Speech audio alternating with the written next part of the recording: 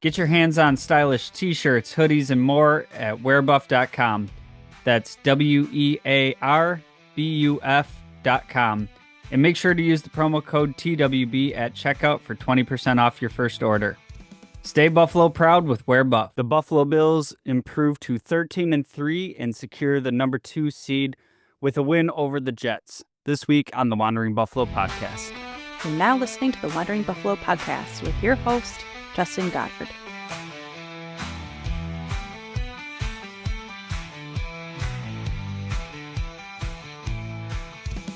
Bills Mafia, welcome into another episode of the Wandering Buffalo podcast, a show on the Buffalo Fanbase Podcast Network.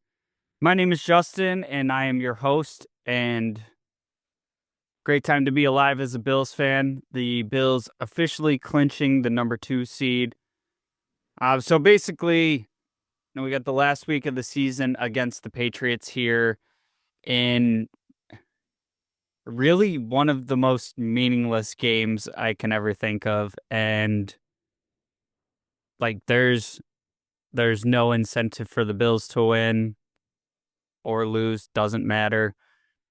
For the Patriots, I think it's kind of a complicated situation of, a lot of newness with the organization and wanting to go out on a high of taking down your division rival as they go into the playoffs. But I mean, really, they're in position for the number 1 overall pick in the 2025 draft. So, I mean, winning only really hurts them in that aspect. But I think there is something to be said for, morale in the locker room as you kind of look for a positive to build on for next year. But before we kind of get into that Patriots game, we do have a game against the Jets to talk about, and that was a game that was an awful lot of fun. Obviously, a real beatdown against the Jets. It's the defense pitching a shutout until, kind of late in the fourth quarter, garbage time stuff. Not even Aaron Rodgers that gets the points on the boards for the Jets. It's our old friend Tyrell Taylor coming in as Rodgers heads to the bench. But a game where, some of the offensive stats aren't super eye-popping. A lot to do with the fact that Josh Allen and most of the starters didn't play the fourth quarter. So making it all that more impressive that it ends up being, a 40-point output. But Josh Allen on the day, 16 of 27, 182 yards, 2 touchdowns. Adds another touchdown on the ground, 17 yards. And this was a really fun game for Josh Allen. And it's easy to not get that impression if you're just looking at the box score. But there was some ridiculous Josh Allen stuff in this game. Thinking about, that perfect connection with Amari Cooper for the touchdown. The schoolyard bullshit, rolling all the way to the right sideline and throwing across the entire field to find Keon Coleman on a high point ball for a touchdown. There was the other one where Allen's rolling to the sideline and makes one of the more ridiculous throws I've ever seen. And granted, it would have been a tough snag, but somehow gets Coleman in the hands and he's not able to come away with that one. But just some ridiculous plays from Allen. Thought the offensive line did a great job protecting him again in this game. No sacks. Some crafty maneuvering from Allen in the pocket as well. The run game today, not anything, super crazy to write home about. I thought that it was effective when it needed to be. But I think we've kind of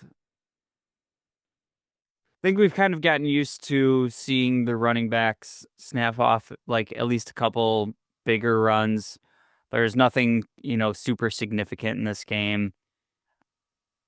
I kind of expected a little bit more in the ground game, but it,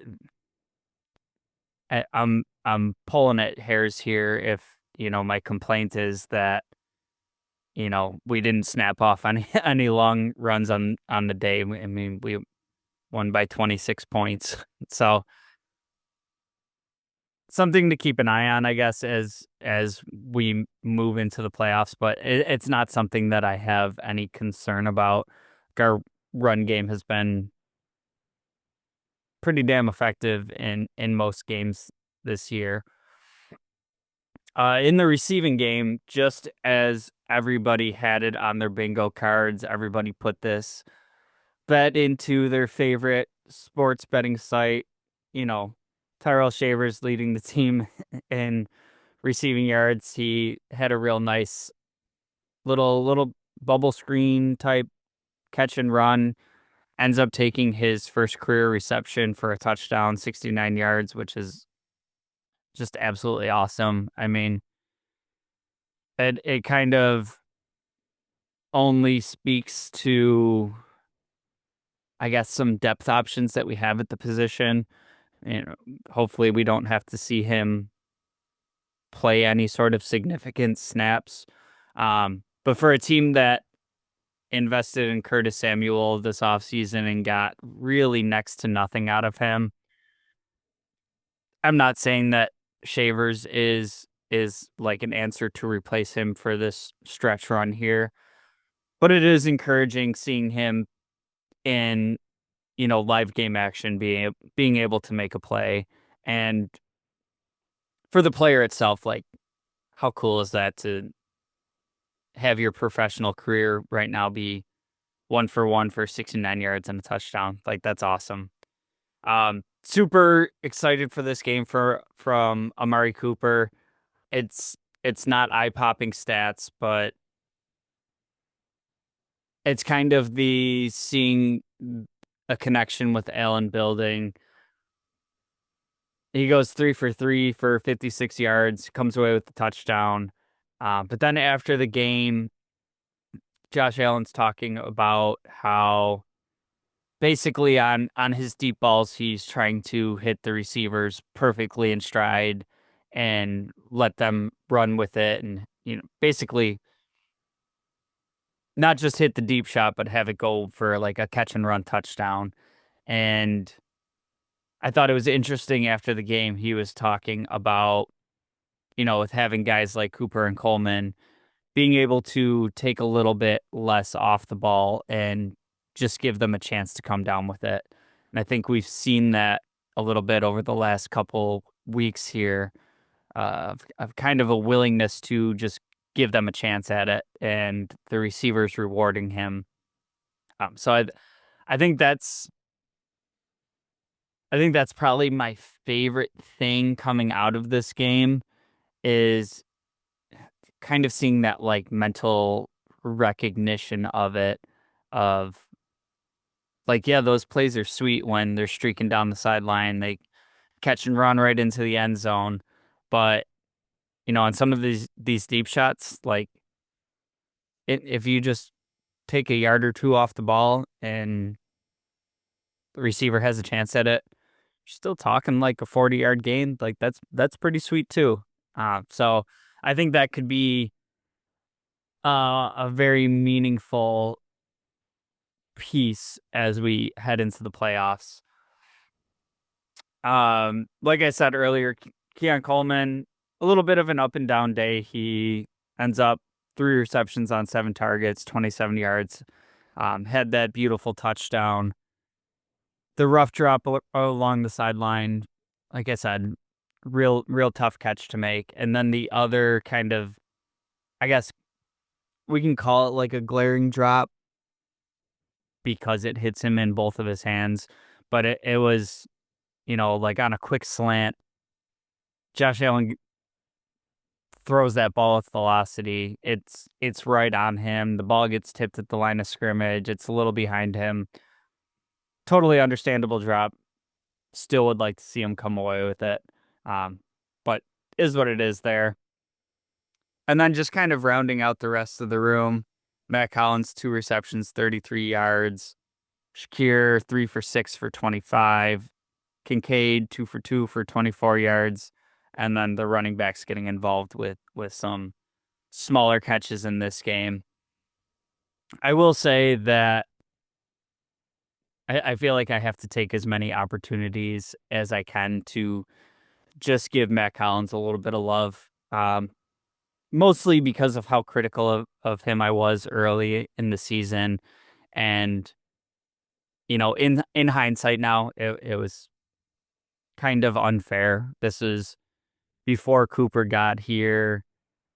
Shakir dealt with an injury. Coleman dealt with an injury. And, this guy was brought in to be like wide receiver 4/5 and contribute on special teams and do the blocking stuff that we like from our receivers. And all of a sudden he was basically a number 1 receiver. So like, yeah, through that lens, he was, you know, disappointing early.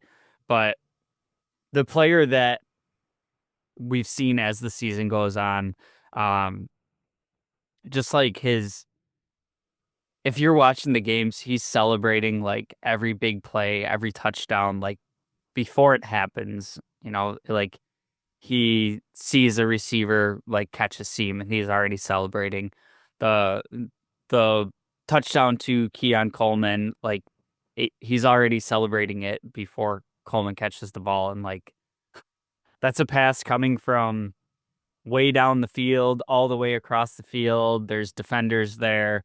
And then afterwards he's doing, I don't know, some, tapping his head, marching, what, I don't know what it is, but I love it. I love his personality. I think, you know, we still have a lot of football left to play this season, hopefully. But as I'm looking towards, it's always in the back of my mind of like what the roster will look like next year. And he was brought in on a 1-year deal, and he, not just his play on the field, like who he is off the field. He's an interesting personality. I feel like he's great in the locker room. He's a guy that, is here on a 1-year deal, and I would love to see him brought back next year. On the defensive side of the ball, I thought that this was kind of like the quintessential Bills defense this year. And, that they were giving up yards. There was times where it gets a little painful to watch.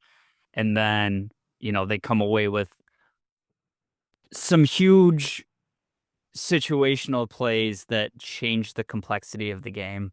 And I'm a little bit up and down on how I feel about this because, just historically,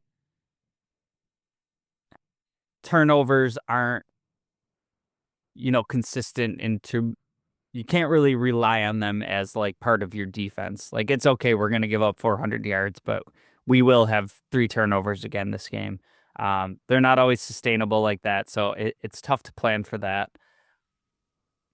But like, while saying that, like, it has been sustainable for the Bills this year. They have kind of consistently gotten the big turnovers, the big plays.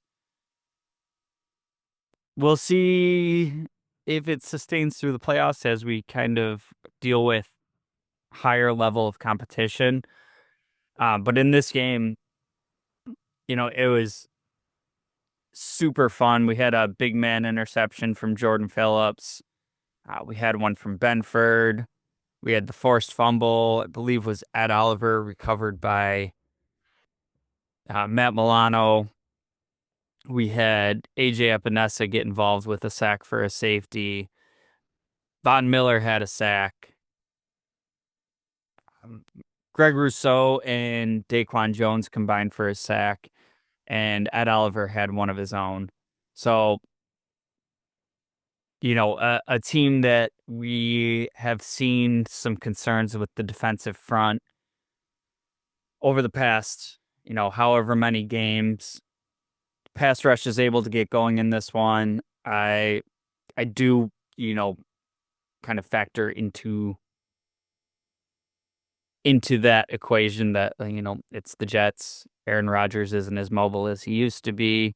Their offensive line hasn't really protected him all season. I kind of view this as like a nice little get right game for them, and hopefully this kind of builds momentum as we head into the playoffs. What I thought was pretty fun in this game, and it does, I guess it kind of lends itself to what this game was, but we got to see a lot of action from, some of the backups. We got to see Buffalo Joe come in, and I know it's in garbage time and it doesn't really matter much, but like for what it's worth, he played one quarter. He led the team in tackles, 8 total tackles, 5 by himself, 1 for a loss. And, I know the Jets kind of brought in some of their backups too. Aaron Rodgers is on the bench, but just kind of his diagnosing of plays, his getting down, triggering downhill and closing the gaps and making tackles. And I thought he looked great. I know we saw some action from him earlier in the season, preseason, whatever, where he didn't look quite ready, and that's kind of to be expected as an undrafted, walk-on guy. But this is when I again kind of start looking at, how are we going to round out the roster next year, and it the precedent is there for, undrafted UB guys to put in the work and make the roster. We see it in Cam Lewis, playing meaningful snaps every week, and there's a list of players, but yeah, in very limited action, I thought Buffalo Joe was in there, was a real big bright spot for this team. I also learned that if Codrington has to come in and play meaningful reps at cornerback, gonna have some trouble there. Again, garbage time against savvy veteran quarterback. It was really cool seeing Tyrod Taylor come into this game, um, and be effective with the game, all but over. But Codrington got picked on over and over again. I think one of the most interesting things developing over the last couple weeks due to injuries is the kind of trajectory here of Cole Bishop, and I feel like he's been developing nicely, especially compared to the game he had to start against the Ravens early in the season. He just kind of got exposed. But as he's got some time on task here with Taylor Rapp, I thought it was interesting in this game with, Cam Lewis being questionable in the game, that Cam Lewis does end up active. He does end up playing, but they use him in the dime role and keep Cole Bishop as the starting safety with Taylor Rapp. And, Damar Hamlin's still been on the injury list. If we get I'm sorry. If we get Damar Hamlin back healthy, do we see him come back into the lineup, or like has Cole Bishop done enough to keep that spot? And what I think is an interesting layer to this is Hamlin's up for a contract, and you invested a second round pick in Cole Bishop. You plan on him being the future. Is this kind of the time where Hamlin got hurt? Bishop was forced into action. They were, you know, forced to put him out there rather than waiting till he was like most certainly definitely ready. And I thought him and Rat playing together look pretty solid, every bit as solid as Rapp and Hamlin together, and I think Hamlin was kind of having a sneaky better season than a lot of us give him credit for. I think there's, I don't know, some sort of built-in bias against Damar Hamlin just from like previous seasons, but I thought he was playing pretty well this year, and I think Cole Bishop is matching that level. So if you're kind of already looking at, your long-term future plans being Rapp and Bishop, like, do you just keep that rolling through the playoffs here, or do you take the experience of Hamlin? And I think that'll be a really interesting layer to this going into the playoffs. Because personally, I would stay with Bishop right now. I think that you made the investment in him. He's playing well. Like, just let him keep going. Let him get this playoff experience. Every snap matters, but historically, with this coaching staff, they are also pretty keen on, the veteran in the role, and, maybe taking a little bit of a lower upside for the consistency and the trust of what the player is doing in their system. So that's kind of my biggest thing I'm watching as we head into the playoffs. We'll see what happens. Special teams wise, I thought Sam Martin was awesome again today. Tyler Bass, perfect on the day. 1 for 1 on field goals, 5 for 5 on PATs. It's been enjoyable having a nice little run here of Bass being money again, and hopefully that, sustains through the playoffs here. Like I said, we have week 18 game coming up against the Patriots. I think it'll be interesting to see what the plan is for the starters in this game. I don't think that McDermott automatically rests starters. I think that he is a coach that loves the process, loves the routine. It's going to have these guys get ready for this game like it's, any regular game. I don't think the starters play the whole game. I think maybe they get like a series or two. But there are a few interesting things in this game, in that um, I think Josh Allen starts the game just to keep the streak alive. I think that's a pretty easy answer here. I think James Cook does get some run. He's something like 20 yards away from 1,000 yards rushing on the season. I think they let him go out and try to get that. And as I think they should. I think that's meaningful for a player and an organization that's called Mike White up a couple times so he can get a paycheck.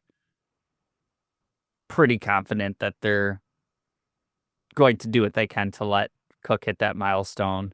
And like I said, maybe that's what we see for the first two series is Josh Allen gets the start and he hands it to James Cook for 6 carries or whatever, 20 yards, whichever comes first, and then everybody comes out. So couple more meaningful record streaks, whatever, to keep going here, as the Bills and Allen seemingly break some sort of new record every week. Josh Allen this past week, locking in 5 consecutive years of 40-plus touchdowns, only player in NFL history to do it. It's tied for Thurman Thomas for rushing touchdowns, just all kinds of things going on here. So interesting to see what exactly the coaching staff does with this Week 18 game, but I get really excited for these games. If you're a fan of the show, if you've been listening for any amount of time, you know how much I love preseason to kind of get a better gauge on what some of our depth looks like. In particular with this organization, with the continuity, like any reps I can see from some of these depth players, I really love seeing, because this is an organization where they actually do, draft and develop players, and they keep players around for a while because they have the ability to do so. And we see players like Damar Hamlin, Terrell Bernard, Dorian Williams, Cam Lewis, all of these types of players that have kind of been around the organization, and all of a sudden they're getting thrust into a more meaningful role. And like a case like Bernard, of the whole off season of, are we going to bring back Edmonds? What's the plan at middle linebacker? Blah, blah, blah. And the plan was Bernard all along. And tons of us had questions about it, and he ends up being an absolute stud. I think those are the types of things that we can get glances of in a game like this. And a guy in particular that I'll be keeping a sharp eye out for is Andreessen. And even as just like a preferred backup, I think that linebacker depth has been something that we've really struggled with, and a position that we've had to lean into the depth a lot. And to me, like, it's been Balen Spector for a while. The dude can't stay healthy, and the last action we saw from him, he looked pretty lost out there. I think that primary backup role is there for the taking, and if we get to see extended action from Andreessen, I think there's a chance that he kind of locks that in, going into the playoffs. Last little nugget here is, do we see Micah Hyde this week? I'd be excited to see it, just to be able to see him out there in a Bills uniform again. One of my favorite Bills players of all time. And there has been kind of a rash of injuries at the safety position. We've had to lean into the depth. We've seen Lewis Cine was activated this week. We've seen Kareem Jackson up. We've seen, Bishop have to go in. We've seen all kinds of combinations. And I think if there's any concerns about any sort of health status of any of these players going into the playoffs, like this is the week to see, what Hyde looks like out there, and, kind of get him a little game calloused in the event that he does have to play any snaps in the playoffs. So I think it'll be interesting to see if he's activated for this week. I'd imagine, like, at the very least, he gets the call up so he can get a game paycheck. Like I said, we've seen it with Mike White. Micah Hyde. Micah Hyde is a player that's just absolutely beloved by this organization, this coaching staff, all that. So I don't know how much or if we see him get play, but I would anticipate him being called up this week. But that's going to do it for this week's episode. Like I said, Patriots coming up next week, last week of the season. The real season starts after that. But if you made it this far, make sure you're not missing any episodes through the playoffs. Like, share, subscribe, tell a friend, push all the notification buttons. Not only will it make sure you don't miss any episodes, but it does help us bring out this show every week, and it is greatly appreciated. I will talk to you again this time next week, as hopefully we're talking about our backups taking down the Patriots. And until then, and as always, go Bills!